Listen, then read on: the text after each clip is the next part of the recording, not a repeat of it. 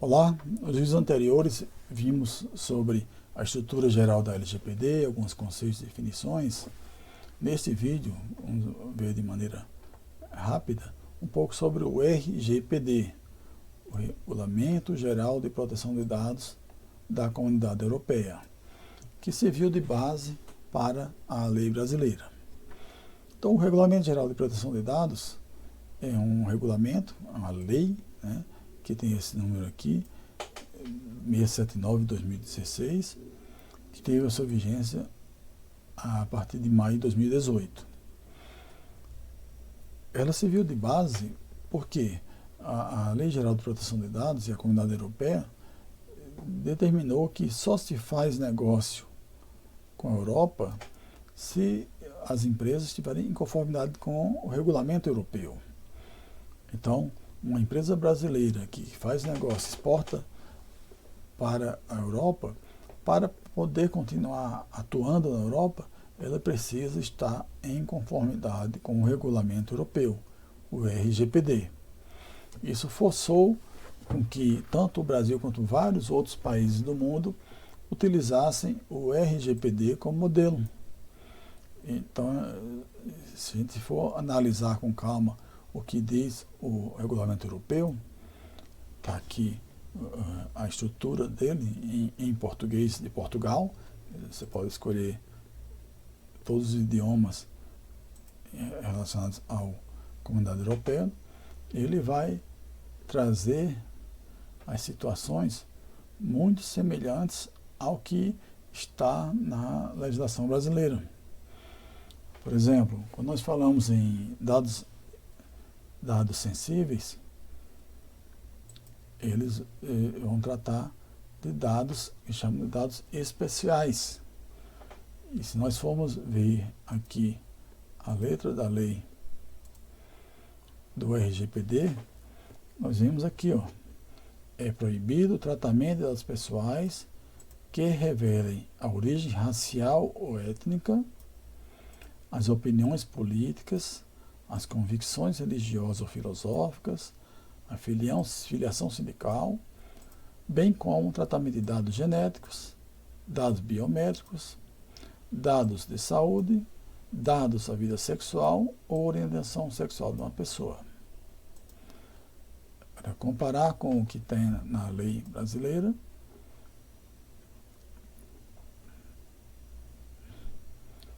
a gente vê aqui nos conceitos de definições, no artigo 5º, que até a própria redação é parecida. Então aqui ele fala em dados pessoais sensíveis, que origem racial, étnica, convicção religiosa, opinião política. Aqui, origem racial, opinião política. Então, seguindo o modelo europeu para determinação do que é no Brasil chamado dado pessoal sensível, na Europa dado de categoria especial. E aí ele traz, por exemplo, aqui questões de quando se aplica essa situação. Da mesma forma, o RGPD vai trazer várias situações que são utilizadas em relação a crianças, em relação a dados de condenações penais, dos direitos do titular, quais são os direitos que o titular tem, as informações que deve ter acesso, o direito de acesso, de retificação, direito à limitação do tratamento. Se a gente analisar com calma, todos esses direitos de titulares também são seguidos pela legislação brasileira. Os agentes de tratamento são chamados de responsável pelo tratamento.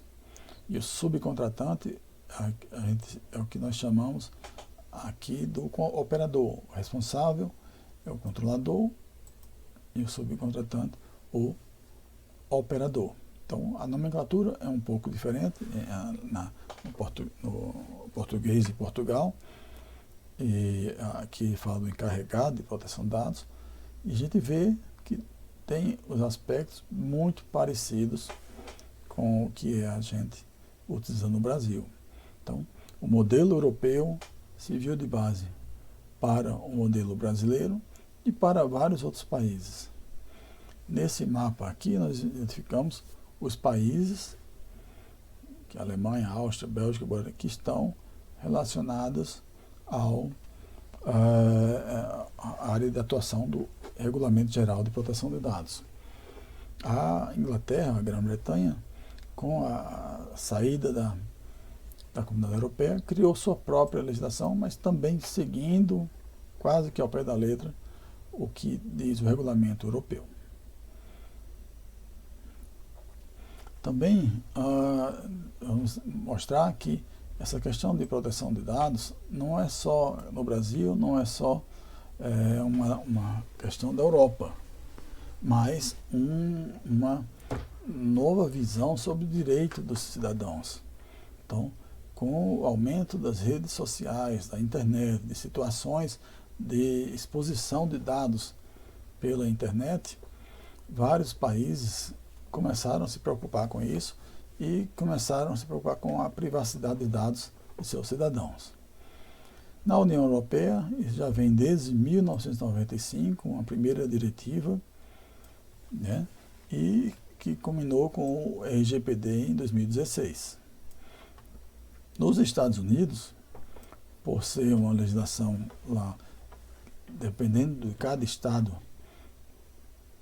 que forma a nação, cada estado tem uma lei própria. Alguns não têm a lei específica, mas uma das principais é a lei da Califórnia, de 2018, que trata essa situação de privacidade relacionada mais ao consumidor. O Canadá tem a sua lei desde o ano 2000, até 2004, os pioneiros nessa questão de dados pessoais. O Japão, desde 2003, a Austrália, 2003, a China, 2005, foi atualizado o ano passado. Aqui na América do Sul, nós temos a Argentina, que tem a sua lei desde o ano 2000, já prevendo. O Chile, 2014, Uruguai, 2009. Então, a Argentina, Uruguai e Argentina são os países que estão mais avançados em termos de legislação na América do Sul. E o Brasil entrando nesse caminho também. Esse gráfico, elaborado pelo SERPRO, Serviço de Proteção de Dados do Governo Federal do Brasil, mostra o ano passado, com base nos dados da Comissão de Informática da França, que é o CNIL, que é equivalente à NPD no Brasil, como é a proteção de dados no Brasil, considerando o modelo europeu do RGPD, que está fortemente adequado, os países que estão como adequados, e que entra aqui, ó, Argentina e Uruguai, Japão, alguns os países, alguns que estão parcialmente adequados, Estados Unidos, Canadá, e países que estão com autoridade e com as leis de proteção de dados, onde entra aqui o Brasil, entra a Austrália, entra a África do Sul, entra o México. Em breve, com as sanções que o Brasil e a transformação da NPD em uma autarquia e o começo das sanções, em breve o país vai entrar nessa categoria de país adequado. Então, a gente vê aqui que é uma onda, todo o mundo está seguindo essa onda. É um novo direito que deve ser respeitado do cidadão, o direito à privacidade e à proteção de dados. Então, é o objeto da lei.